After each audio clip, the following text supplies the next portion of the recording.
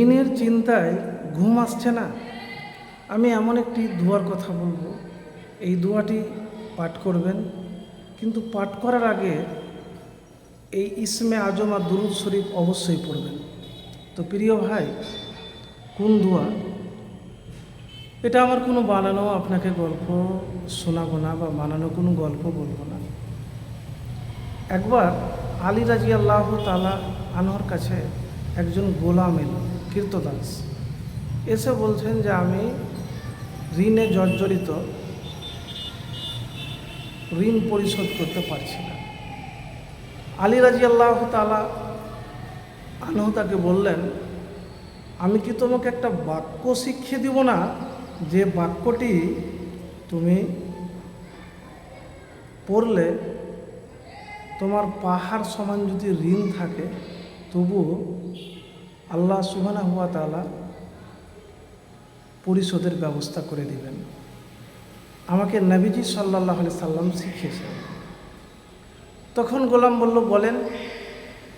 তখন আলী রাদিয়াল্লাহু তাআলা আনহু বললেন, আল্লাহুম্মা কফিনি বিহালালিকা আন হারামিকা ওয়া আগনিনি বিফজলিকা আম্মান সিওয়াক। আল্লাহুম্মা কফিনি বিহালালিকা আন হারামিকা ওয়া আগনিনি বিফজলিকা আম্মান সিওয়াক বললেন। তো প্রিয় ভাই, যে দোয়াটির কথা বললাম, আমার কোনো বানানো আপনাকে কথা যে বলে দিলাম সেটি কিন্তু বললাম না। এবারে বলবেন আমি তো দোয়াটা করছি, দোয়া আমার যে কবুল হচ্ছে না। দেখেন, কবুল হচ্ছে কি হয় না এটা ভাববেন না। এটা ভাববেন যে আমি আমার আল্লাহর কাছে দোয়া করেছি, আমার আল্লাহ অবশ্যই কোনো না কোনো ব্যবস্থা করে দেবে ঋণ মুক্তির। এই কারণে অনেক সময়তে আমরা কি করি, যে জীবনের হঠাৎ আপনারা দোয়া করলাম, যে দোয়া করলে পেলাম না, যে তখন বলে যে আমার দোয়া কবুল হলো না। তো দোয়া কবুলের ব্যাপারে তাড়াহুড়া করবেন না, তাড়াহুড়া করবেন না, ধৈর্য রাখবেন। আমি যে কথা বলছিলাম যে ইসমে আজম পড়ে দোয়া করবেন, ইসমে আজম পড়ে দোয়া করবেন। যখনই দোয়া করবেন তো দুরূদ শরীফ ইসমে আজম পড়লেন একবার, তারপরে ইসমে আজমটি বলে দিই আপনাদেরকে। আল্লাহুম্মা ইন্নী আসআলুকা বিআন্নী আশহাদুকা আনতাল্লাহু লা ইলাহা ইল্লা আনতাল আহাদুস সামাদুল্লাযী লাম ইয়ালিদ ওয়া লাম ইউলাদ ওয়া লাম ইয়াকুল লাহু কুফুওয়ান আহাদ।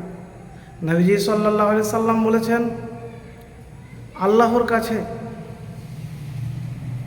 তার ইসমে আজম ধরে প্রার্থনা করেছে, আর যে নাম ধরে ডাকলে তিনি সাড়া দেন এবং যে নাম ধরে চাইলে তিনি প্রদান করেন। তিরমিজি শরীফ 3475। তো সকালে এবং সন্ধ্যাতে ইসমে আজম পড়বেন, পড়ার পরে একবার দুরূদ শরীফ পড়বেন, যে দুরূদ নামাজের মধ্যে পড়েন, তারপরে এই দোয়াটি পড়বেন, আল্লাহুম্মা কফিনি বিহালালিকা আন হারামিকা ওয়া আগনিনি বিফজলিকা আম্মান সিওয়াক। সকাল সন্ধ্যায় পড়বেন।